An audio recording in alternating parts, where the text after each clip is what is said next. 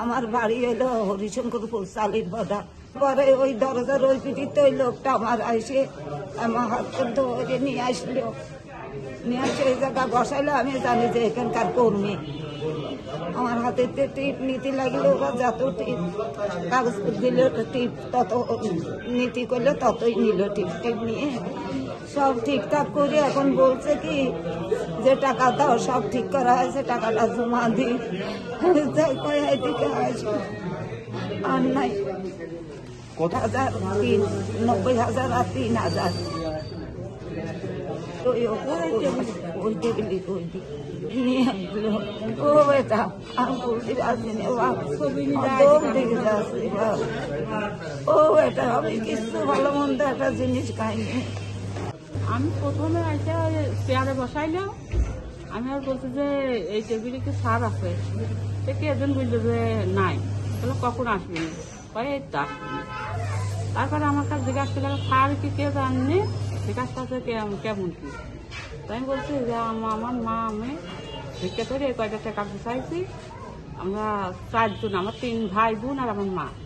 মার নামে অ্যাকাউন্ট থাকছে, আমরা 3 ভাই বোন মিলে নমিনি থাকবো। কার কাছে থুবি না আমার মা, কিটা খরচকে ফেলবি নি, আপনি এখানে অ্যাকাউন্ট করে অ্যাকাউন্টে রেখে দেবেন।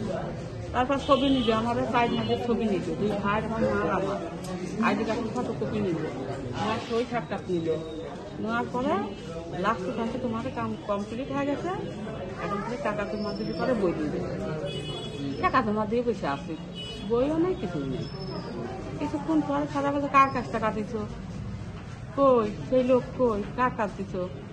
এই টাকাটার ব্যবস্থা করতে পারবি, কি করা যায়? এই যে আসলে সরকারি ব্যাংক সেটা বড় কথা, বড় কথা হচ্ছে এই ডিজিটাল যুগে ক্যামেরা আছে, এর মধ্যেও মানুষ কিভাবে টাকা নিয়ে নেয়, ব্যাংকের মধ্যে থেকে অন্যতম কিভাবে নেয়। সিকিউরিটি গার্ড থেকে কি লাভ? আসলে ব্যাংক ম্যানেজার কি করে, সিকিউরিটি গার্ড কি করে বসে থেকে? যে সিকিউরিটি গার্ড তার দায়িত্ব মানুষ যাতে সাহায্য পায়। সিকিউরিটি গার্ড গেটের কাছে দাঁড়া আছে, ভেতর থেকে ব্যাংক কর্মকর্তার সাথে মানুষের কাছ থেকে টাকা নিয়ে নিচ্ছে। এটা হয়নি, সেটা কিচ্ছু না। এটা আসলে সিকিউরিটি ব্যবস্থাটা ভালো হওয়া উচিত এবং এই টাকাটা যাতে পাওয়া যায়। গরিব মানুষ সে ভিক্ষা করে টাকা আনছে, সেটা সর্বোচ্চ চেষ্টা করা উচিত যাতে ইনারা টাকা ফেরত পায় এবং পরবর্তীতে যাতে কেউ এমন কাজ না করতে পারে, এরকম ব্যবস্থা করা উচিত। আমি তার মেয়েকে জিজ্ঞাসা করলাম আপনি কি করবেন? বললো যে একটা অ্যাকাউন্ট খুলবো, আমার মায়ের অ্যাকাউন্টে টাকা রাখবো।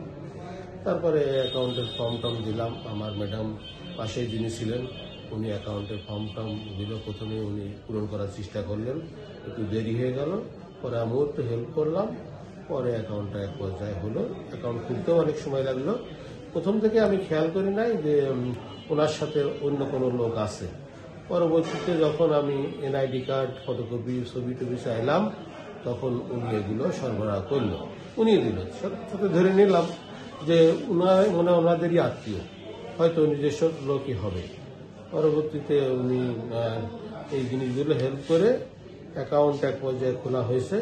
খোলার পরে আবার ভিডিও ফুটেজে দেখা যাচ্ছে ওই যে মেয়ের কাছ থেকে টাকাটাও ওই ছেলেটা নিয়েছে।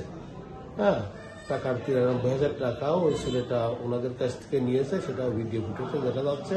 পর্যায়ে ওনার কাছ থেকে টাকা নিয়ে অ্যাকাউন্ট খোলা জমার বইটা নিয়ে যে উনি লাইনেও দাঁড়াইছে টাকা জমা দেওয়ার জন্য। কিন্তু আমার ধারণা যে ওই যে ভিক্ষুক ওই মেয়েটা, এর আগেও আমাদের ব্যাংকে অ্যাকাউন্ট আছে, মাঝে মধ্যে এসে লাইনে নিজে এসে 5,000, 10,000, 20,000 টাকা জমা দিয়ে যায়।